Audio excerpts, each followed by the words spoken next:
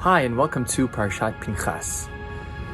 Pinchas performed a zealous act for God and avenged God's name in the end of last week's portion.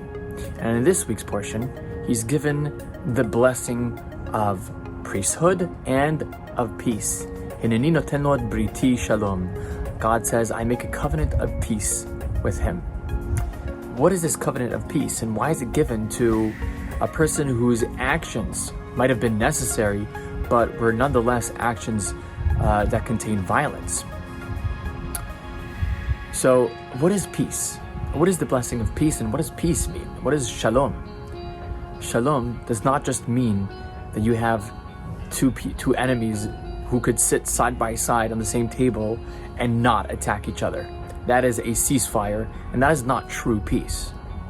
Peace is when you could have different parties sitting on the same table, but not just not attacking each other, but actually interconnecting with each other and living harmoniously with each other, creating something that is bigger than the divide between the two.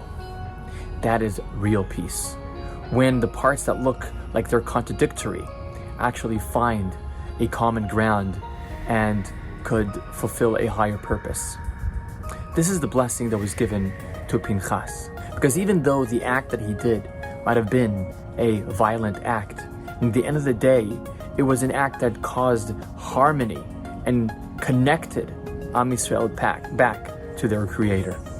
And also, he was given the covenant and the blessing of peace because, well, in the end of the day, he was a murderer. Even though he murdered for the right reasons, he was still a murderer.